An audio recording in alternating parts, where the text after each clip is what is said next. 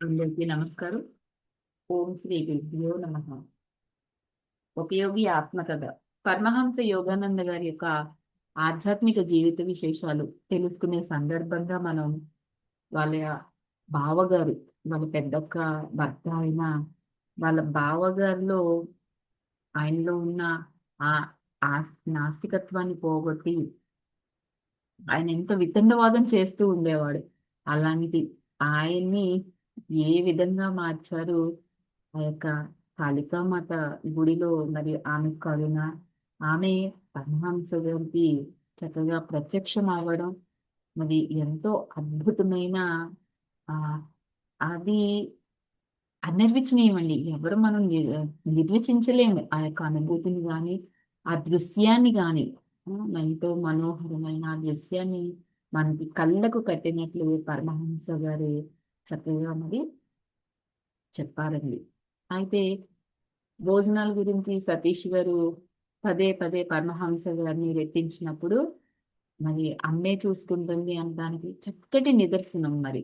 ఆ బ్రాహ్మణులు వీళ్ళని చూసి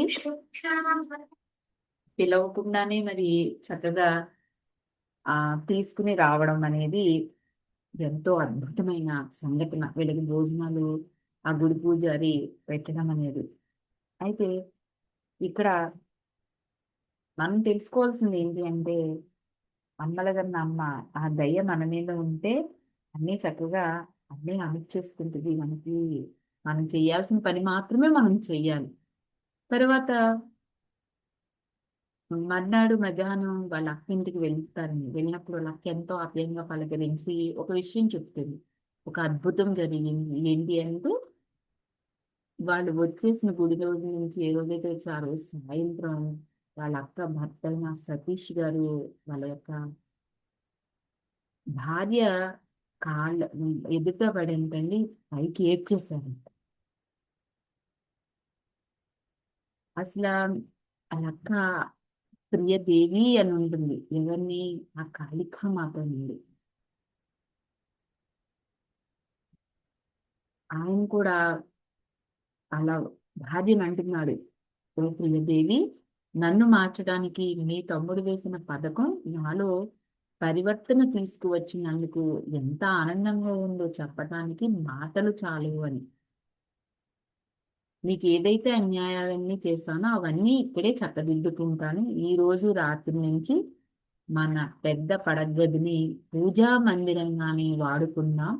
అలాగే నువ్వు ధ్యానం చేసుకునే చిన్న గది మనకి పడకపిల్లవుతుంది అని అంటాను. నీ తమ్ముడిని వెక్కిరించినందుకు నేను నిజంగా విచారిస్తున్నాను. ఇంతకాలము నేను అవమానకరంగా ప్రవర్తిస్తూ వచ్చినందుకు నేను ఆధ్యాత్మిక మార్గంలో అభివృద్ధి సాధించేదాకా ముకుందుడితో మాట్లాడటం మానేసి నన్ను నేను శిక్షించుకుంటాను. ఇంటి నుంచి నేను జగన్మాతను గాఢంగా ధ్యానిస్తూ అన్వేషిస్తాను. ఎప్పుడో ఒకనాడు నేను తప్పకుండా ఆవిడ సాక్షాత్కారం పొందాలి అని వాళ్ళ భర్త గారు, వాళ్ళ సతీష్ గారు ముకుందుడి యొక్క అక్కతో పలుకుతారండి ఇవన్నీ కూడా. చాలా ఏళ్ల తర్వాత ఢిల్లీలో సతీష్ గారిని చూడడానికి వెళ్తారన్నమాట. ఆత్మ సాక్షాత్కార సాధనలో గొప్ప అభివృద్ధి సాధించారండి అప్పటికే వాళ్ళ బావగారు.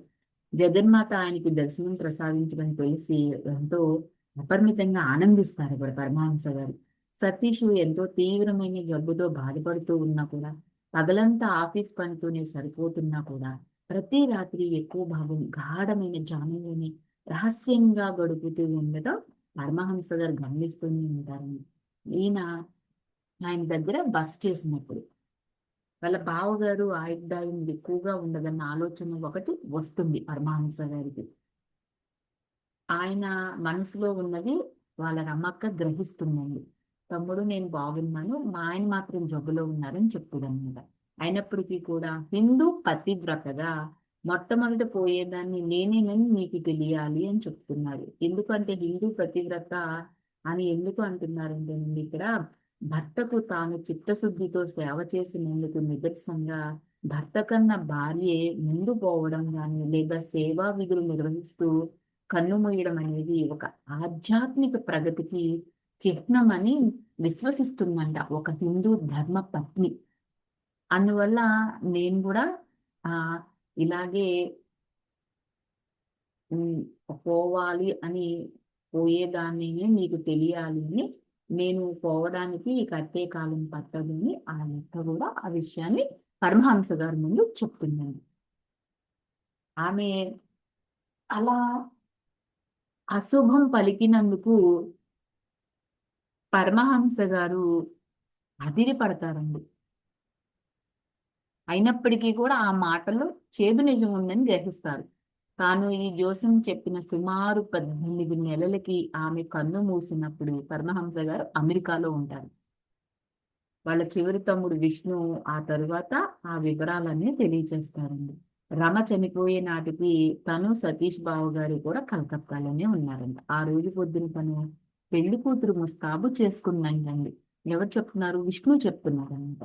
ఈ ప్రత్యేకమైన ముస్తాబు దేనికి అని వాళ్ళ బావగారు సతీష్ గారు అడుగుతారు భర్త. ఈ భూమి మీద మీకు సేవ చేయటానికి ఇదే నాకు చివరి రోజు అని రమ సమాధానం చెప్తుంది. తర్వాత కాసేపటికి ఆమెకు గుండెపోటు వస్తుంది.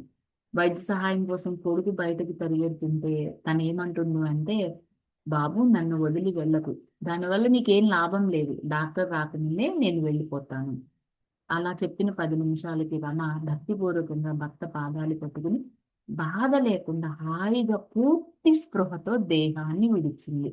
ఎంత అద్భుతమండి! కారణ జన్మరాలు. భార్య గతించిన తర్వాత సతీష్‌లో చాలా వైరాగ్యం వచ్చేసిందండి. ఒకనాడు ఆయన చిరునవ్వు చిందిస్తున్న రమ ఫోటో కేసి అలా చూస్తూ కూర్చుంటారు. ఎందుకా చిరునవ్వు అంటూ చటుక్కున పైకి అనేస్తారండి సతీష్ గారు.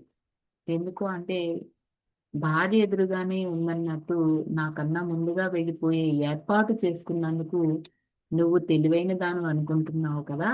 ఆయన రమ ఫోటో తీసి మాట్లాడుతున్నారు. నువ్వు నాకు దూరంగా అట్టే కాలం ఉండలేవని నిరూపిస్తాను. త్వరలో నేను నిన్ను కలుసుకుంటాను అని ఆమె చిరునవ్వు చిందిస్తున్న ఫోటో చూసి ఈయన అంటున్నారనమాట. ఇది జరిగే నాటికి సతీష్ గారు జబ్బు నుంచి పూర్తిగా కోలుకున్నారు. అయినప్పటికీ కూడా ఆయన ఆరోగ్యం అద్భుతంగానే ఉన్నప్పటికీ కూడా ఆ ఫోటో ముందు ఆ విచిత్ర వ్యాఖ్య చేసిన కొన్నాళ్ళకే ఆయన కూడా చనిపోతారండి. కారణమేమి పైకి కనిపించదు.